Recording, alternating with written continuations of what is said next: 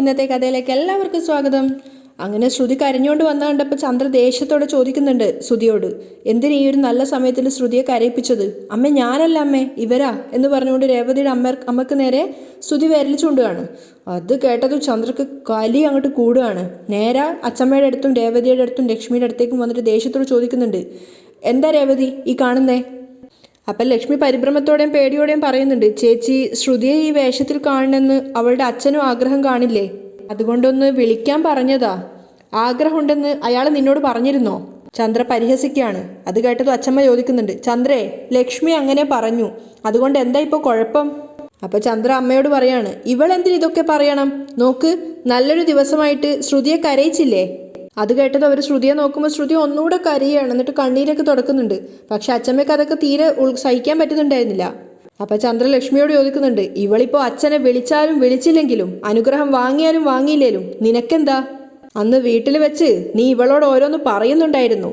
നീ എന്തിനാ ഇവളുടെ പുറകെ വന്ന് ദ്രോഹിക്കുന്നേ? ഈ വിവാഹം നടക്കരുതെന്നാണോ നിന്റെ മനസ്സിൽ? അപ്പം ലക്ഷ്മി സങ്കടത്തോടെ പറയുന്നുണ്ട്, ചേച്ചി അങ്ങനെയൊന്നും പറയല്ലേ. നിന്റെ മകള് പറഞ്ഞിട്ടാണോ നീ ശ്രുതിയെ വിഷമിപ്പിക്കുന്നേ? രേവതിയെ കാണിച്ചുകൊണ്ടാണ് ചന്ദ്ര ചോദിക്കുന്നത്. അതുകൂടെ ആയപ്പോൾ അച്ഛമ്മ ഇടപെടുകയാണ്. ചന്ദ്രേ നിർത്ത്, ലക്ഷ്മി മാത്രമല്ല ഞാനും ശ്രുതിയോട് പറഞ്ഞിരുന്നു. നീ ഇങ്ങനെയൊക്കെ പറയാൻ മാത്രം എന്താ ഉണ്ടായേ? നമ്മുടെ കാര്യത്തിൽ ഇവളെന്തിനാ ഇടപെടുന്നേ? വിവാഹം കഴിഞ്ഞ ശേഷം വിളിക്കാമെന്ന് ഞാൻ പറഞ്ഞതല്ലേ. ഇവിടെ നമ്മുടെ അവരുടെ എന്നൊന്നും ഇല്ല. അച്ഛമ്മ ദേഷ്യത്തോടെ പറയാണ്. ഇപ്പോൾ എല്ലാവരും ഒരു കുടുംബാ. അപ്പോഴും ശ്രുതി കരഞ്ഞുകൊണ്ടേ ഇരിക്കുകയാണ് ശ്രുതിയെ നോക്കിക്കൊണ്ട്. അച്ഛമ്മ നേരെ ശ്രുതിയുടെ അടുത്തേക്ക് പോയിട്ട് ചോദിക്കുന്നുണ്ട്, ശ്രുതി ഇപ്പോൾ കരയാൻ മാത്രം എന്താ ഇവിടെ ഉണ്ടായേ? ഇങ്ങനെ ഒരു സമയമായതിനാൽ ഞാൻ കൂടുതലൊന്നും പറയുന്നില്ല. രണ്ടുപേരും മണ്ഡപത്തിലേക്ക് വാ. അതിനുശേഷം രണ്ടുപേരെയും കൂട്ടിക്കൊണ്ട് അച്ഛമ്മ മണ്ഡപത്തിലേക്ക് പോവാണ്. തൊട്ടു പിന്നാലെ തന്നെ ലക്ഷ്മിയും അതിനുശേഷം രേവതിയും പോവാണ്. അപ്പോഴേക്കും രേവതി പോകുന്ന കണ്ടപ്പോൾ ചന്ദ്ര ദേഷ്യത്തോടെ വിളിക്കുന്നുണ്ട്, അവിടെ നിൽക്ക്. നിങ്ങൾ അമ്മയും മകളും എന്താ വിചാരിച്ചിരിക്കുന്നേ? ഈ കല്യാണം നല്ല രീതിയിൽ സന്തോഷത്തോടെ നടക്കരുതെന്നാണോ നിങ്ങൾ അമ്മയുടെ മകളുടെ മനസ്സിൽ? അപ്പം രേവതി പറയുന്നുണ്ട്, എൻ്റെ അമ്മ തെറ്റൊന്നും പറഞ്ഞിട്ടില്ല. കല്യാണം നല്ല രീതിയിൽ നടക്കണമെന്ന് മാത്രമാണ് എൻ്റെ അമ്മയുടെ മനസ്സിൽ. അത് മനസ്സിലായി. ഇനി ശ്രുതിയോട് സംസാരിക്കരുതെന്ന് പറഞ്ഞേക്കണം നിന്റെ അമ്മയോട്. സംസാരിച്ചാ എല്ലാത്തിനെയും പിരിച്ച് പുറത്തിടും ഞാൻ, ദരിദ്രവാസികൾ. രേവതി സങ്കടത്തോടു കൂടി അമ്മയെ നോക്കുകയാണ്. അപ്പോഴും ചന്ദ്ര നിർത്താൻ പാവയില്ല. നീയോ ഒരു ദാരിദ്ര്യം പിടിച്ചവള്, കൂട്ടത്തോടെ വലിഞ്ഞു കയറി വന്നിരിക്കുക കുടുംബത്തോടെ, മനുഷ്യന്റെ സമാധാനം കളയാൻ. രേവതി ഹൃദയത്തിൽ മുള്ളു തറക്കുന്ന വേദനയോടുകൂടി അമ്മയെ നോക്കി നിൽക്കുകയാണ്. പുച്ഛത്തോടെ ചന്ദ്ര അവിടെ നിന്ന് നടന്ന് നീങ്ങുകയാണ്. അതേസമയം മീരയുമായിട്ട് സംസാരിക്കുകയാണ് ശ്രുതി. നീ ഫോണിൽ പറഞ്ഞതൊന്നും ശ്രുതി കേട്ടില്ലല്ലോ അല്ലേ? ഇല്ല. എങ്കിൽ അത് നന്നായി. ഇനി ശ്രുതിയോട് ഇതേപ്പറ്റി ഒന്നും സംസാരിക്കണ്ട. ഈ കല്യാണം നടക്കുവെടി, ഒരു തടസ്സവും ഉണ്ടാവില്ല. മീര വീണ്ടും പ്രതീക്ഷ കൊടുക്കുകയാണ്. അപ്പോൾ ശ്രുതിയോട് പറയണ്ടേ? പറയണ്ട. നീ അബദ്ധമൊന്നും കാണിക്കാതെ ശ്രുതി, കിട്ടിയ ജീവിതം കളഞ്ഞു കുളിക്കാതെ. നവീൻ വന്നാൽ എന്ത് ചെയ്യും? എനിക്ക് തോന്നുന്നു ഒരുപക്ഷെ ഇനി അവൻ വരില്ല എന്ന് മീര ഒരു സമാധാനത്തോടെ പറയാണ്. വീണ്ടും ശ്രുതി ചോദിക്കുന്നുണ്ട്, പക്ഷേ വന്നാലോ? പെട്ടെന്ന് ശ്രുതിക്കൊരു ഐഡിയ തോന്നുകയാണ്. നീ ഈ ക്ഷേത്രത്തിന് മുന്നിൽ ചെന്ന് നിൽക്കണം. അവൻ വന്നാ നീ ക്ഷേത്രത്തിലേക്ക് കടത്തി വിടരുത്. എന്തെങ്കിലും ഒരു കാരണം പറഞ്ഞ് നീ അവനെ തല്ലിയാ മറ്റെല്ലാവരും ചേർന്ന് അവനെ അടിക്കും. അപ്പം അവൻ ഇവിടുന്ന് ഓടിപ്പോവും. അത് കേട്ടപ്പോൾ മീരക്കും തോന്നും, കൊള്ളാം, ഐഡിയ കൊള്ളാം. പക്ഷേ വർക്കൗട്ട് ആവോ? ആവും. എങ്കിൽ ശരി, ഞാൻ ചെന്ന് നോക്കിയിട്ട് വരാം എന്ന് പറഞ്ഞ് മീര പോകാൻ നോക്കുകയാണ്. അപ്പോഴേക്ക് ശ്രുതി അങ്ങോട്ട് വരുന്നുണ്ട്. അപ്പം മീരക്ക് പോകാൻ പറ്റുന്നില്ല. അവൾ വെറുതെ ശ്രുതിയുടെ സാരിയൊക്കെ ശരിയാക്കി കൊടുക്കുന്ന പോലെ അവിടെ നിൽക്കുകയാണ്. അപ്പോഴേക്കും ശ്രുതി വന്നിട്ട് ചോദിക്കുന്നുണ്ട്, ഞാൻ ഹെൽപ്പ് ചെയ്യണോ? മീരെ ഒന്ന് അങ്ങോട്ട് മാറിയേ എന്ന് പറഞ്ഞുകൊണ്ട് പ്ലീറ്റൊക്കെ പിടിക്കാൻ സഹായിക്കുകയാണ്. അത് കണ്ടുകൊണ്ടാണ് ചന്ദ്ര വന്നത്. ചന്ദ്ര ദേഷ്യത്തോടെ വിളിക്കുന്നുണ്ട്, ശ്രുതി നീ എന്താ ഈ കാണിക്കുന്നേ? അപ്പം ശ്രുതി പറയുന്നുണ്ട്, അല്ലമ്മേ, ശ്രുതിയുടെ സാരി അതൊക്കെ വിവാഹം കഴിഞ്ഞതിന് ശേഷം മതി. വാ മോളെ, ഇവനൊരു കഥയില്ലാത്തവനാ, മോളതൊന്നും കാര്യാക്കണ്ട. അത് കഴിഞ്ഞ് ശ്രുതിയെയും കൂട്ടിക്കൊണ്ട് അവർ രണ്ടുപേരും അവിടുന്ന് പോവുകയാണ്, ഭാമയും ചന്ദ്രയും. അപ്പം ശ്രുതി പുഞ്ചിരിച്ചുകൊണ്ട് മനസ്സിൽ വിചാരിക്കുകയാണ്, ഭഗവാനെ ദയവ് ചെയ്ത് ഈ കല്യാണം ഒന്ന് നല്ല രീതിയിൽ നടത്തി തരണം, ഒരു കുഴപ്പം ഉണ്ടാക്കാതെ. അതേസമയം സച്ചിയുടെ കാറിലിരുന്ന് നവീൻ ഇങ്ങനെ കൂട്ടുകാരനോട് തള്ളിക്കൊണ്ടിരിക്കുകയാണ്. ഇന്നേ വരെ അവളുടെ ഫോണിലുള്ള ഫോട്ടോ നോക്കിയിട്ടാണ് ഞാൻ രസിച്ചത്. ഇനി അങ്ങോട്ട് അവളെ നേരിൽ കണ്ട് ഞാൻ രസിക്കും. ലോഡ്ജ് മുറിയിൽ വെച്ച് ആർക്കും അവളെ രക്ഷിക്കാൻ കഴിയില്ല എന്ന് പറഞ്ഞ അയാൾ പൊട്ടിച്ചിരിക്കുകയാണ്. ഇന്നത്തെ ദിവസേ നമ്മുടേതാടാ എന്നും പറഞ്ഞ അയാൾ പൊട്ടിച്ചിരിക്കുകയാണ്. സച്ചിക്ക് നല്ല ദേഷ്യം വരുന്നുണ്ട്. കോള് കട്ടായപ്പോൾ നവീൻ സച്ചിയോട് പറയാണ്, മാഷേ നല്ലൊരു പ്രണയഗാനം വെക്ക്, സ്പീക്കർ കംപ്ലൈൻറ്റാ സാറേ. ഇതൊക്കെ നേരെ ആക്കണ്ടേടോ. ശരി, ഞാൻ എൻ്റെ ഫോണിൽ പാട്ട് കേട്ടോളാം എന്ന് പറഞ്ഞുകൊണ്ട് ഫോൺ എടുക്കുകയാണ്. എന്നിട്ട് സച്ചിയോടായിട്ട് പറയുന്നുണ്ട്, ഇന്ന് എൻ്റെ ലൈഫിൽ വളരെ പ്രധാനപ്പെട്ട ഒരു കാര്യം നടക്കാൻ പോവുക. എടോ വണ്ടി ഒന്ന് വേഗത്തിൽ വിട്, എന്നെ എത്രയും പെട്ടെന്ന് അവിടെ എത്തിച്ചാ നിനക്ക് ഞാൻ എക്സ്ട്രാ പൈസ തരാം. അപ്പം സച്ചി പറയുന്നുണ്ട്, എക്സ്ട്രാ പൈസയൊന്നും വേണ്ട സാർ, പറഞ്ഞ കാശ് തന്നാൽ മതി. ഇത് സ്കൂൾ ഏരിയ, ഈ സ്പീഡിലേ പോകാൻ പാടുള്ളൂ. സച്ചി കുറച്ച് ദേഷ്യത്തോടെ ഈർഷ്യയോടെയാണ് സംസാരിക്കുന്നത്. ഓ, നവീൻ അത് അംഗീകരിക്കുകയാണ്. അതിനുശേഷം വീണ്ടും ഫോൺ എടുത്തിട്ട് ശ്രുതിയുടെ ഫോട്ടോ നോക്കി ആസ്വദിക്കുകയാണ്. അതേസമയം ശ്രുതിയെയും കൂട്ടിക്കൊണ്ട് ഭാമയും അതുപോലെ തന്നെ മീരയും ചന്ദ്രയൊക്കെ കൂടെ മണ്ഡപത്തിലേക്ക് വരികയാണ്. അതിനുശേഷം എല്ലാവരെയും നോക്കി തൊഴുതതിന് ശേഷം അവിടെ ഇരിക്കുകയാണ്. അപ്പം ശ്രീ എല്ലാ ഫോട്ടോസും ക്യാപ്ചർ ചെയ്യുന്നുണ്ട്. ആ സമയത്തും ശ്രുതിയുടെ മുഖത്ത് ചെറുതായിട്ട് ടെൻഷനൊക്കെ ഉണ്ടായിരുന്നു. എന്നാലും അവൾ പുഞ്ചിരിക്കാൻ ശ്രമിക്കുന്നുണ്ട്. എല്ലാവരും സന്തോഷത്തോടു കൂടി ആ കല്യാണം എൻജോയ് ചെയ്യാണ്. അങ്ങനെ തിരുമേനി ആദ്യം തന്നെ പൂവെടുത്ത് കൊടുത്ത് അത് ശ്രുതിയുടെ കഴുത്തിലേക്ക് എഴുന്നേറ്റ് നിന്ന് ഇടുകയാണ്. അതിനുശേഷം ശ്രുതിക്ക് കൊടുത്തപ്പോൾ ശ്രുതി അത് ശ്രുതിയുടെ കഴുത്തിലേക്കും. ശ്രുതി മാല ഇട്ടതിന് ശേഷം ശ്രുതി അവിടെ ഇരിക്കുകയാണ്.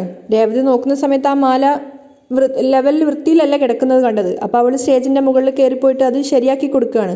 അപ്പോൾ ചന്ദ്ര അനിഷ്ടത്തോട് ചോദിക്കുന്നുണ്ട്, നീ എന്താ ഈ കാണിക്കുന്നേ?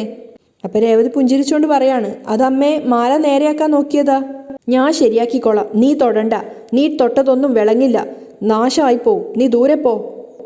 ശ്രുതിയും ചന്ദ്ര രേവതിയെ കുറ്റം പറയുന്നൊക്കെ കേൾക്കുന്നുണ്ടായിരുന്നു. അതുപോലെ തന്നെ രേവതിയുടെ മുഖം മാറിയ സമയത്ത് ലക്ഷ്മിക്കും ദേവനും മനസ്സിലാവുന്നുണ്ടായിരുന്നു ചന്ദ്ര എന്തൊക്കെയോ അവളെ പറയുന്നുണ്ടെന്ന്.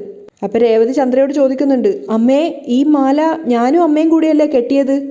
അത് നിന്റെ പൂക്കടയിൽ ഇരിക്കുമ്പോൾ, ഇതിപ്പോൾ ഇവരുടെ കഴുത്തിലാണ് ഉള്ളത്. മണ്ഡപത്തിൽ വെച്ച് പൂജാരി പൂജിച്ച മാലയാ ഇത്. നീ തൊട്ടത് അശുദ്ധമാക്കരുത്, രണ്ടുപേരും നല്ല രീതിയിലൊന്ന് ജീവിച്ചോട്ടെ.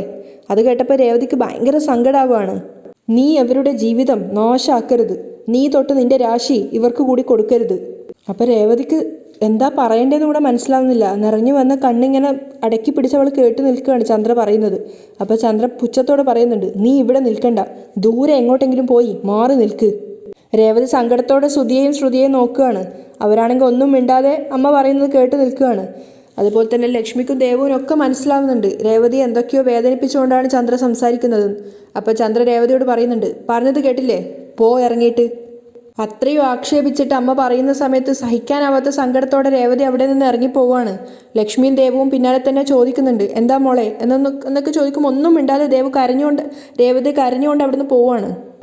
അച്ഛനും അതുപോലെ ശ്രീയും അച്ഛമ്മയും ഒക്കെ അവിടെ ഉണ്ടെങ്കിലും അവരൊക്കെ ഫോട്ടോസ് നോക്കുന്ന തിരക്കിലായതുകൊണ്ട് അവരൊന്നും ഇത് ശ്രദ്ധിക്കുന്നുണ്ടായിരുന്നില്ല. പക്ഷെ അവരുടെ കൂട്ടത്തിൽ തന്നെ ഉണ്ടായിരുന്ന മീരയും ശരത്തും അതുപോലെ തന്നെ ഭാമയൊക്കെ കാണുന്നുണ്ടായിരുന്നു രേവതി നിറഞ്ഞ കണ്ണുകളോടെ ഇറങ്ങി പോകുന്നത്. ലക്ഷ്മി പിന്നാലെ പോയി വീണ്ടും ചോദിക്കുകയാണെങ്കിലും രേവതി ഒന്നും പറയുന്നില്ല. ഒന്നുമില്ലമ്മ എന്നൊക്കെ പറഞ്ഞുകൊണ്ട് അവൾ പോകാൻ ശ്രമിക്കുകയാണ്. കാരണം നിറഞ്ഞു വന്ന കണ്ണീർ അവർ കാണാതിരിക്കാൻ വേണ്ടി അവൾ മാക്സിമം ശ്രമിക്കുന്നുണ്ട്. അവർ 3 പേര് അവിടുന്ന് മണ്ഡപത്തിൽ നിന്ന് ഇറങ്ങി പോകുന്ന കണ്ടപ്പോൾ തന്നെ ശരത്ത് അവർക്ക് പിന്നാലെ പോവാണ്. അതേസമയം രേവതി നേരെയാക്കാൻ വേണ്ടി നോക്കി ആ മാല ചന്ദ്ര പിടിച്ച് നേരെയൊക്കെ ആക്കി കൊടുക്കുന്നുണ്ട്. ശ്രുതി ഭയങ്കര അസംതൃപ്തിയോടുകൂടിയാണ് ഇരിക്കുന്നത്. ആ സമയത്ത് നവീൻ ഇങ്ങനെ സംസാരിച്ചുകൊണ്ടേ ഇരിക്കുകയാണ് കൂട്ടുകാരനോട്. അവളെ ഞാൻ കൊണ്ടുവരുവടാ, ഉറപ്പാ. അവളെ വേണ്ടത്ര ഉപയോഗിച്ചതിന് ശേഷം വലിച്ചെറിയും ഞാൻ. പിന്നെ അവളെ ആര് വേണമെങ്കിലും എടുത്തോട്ടെ, എന്താ സംശയം, ഞാൻ അവളെ കൊണ്ടുവരും.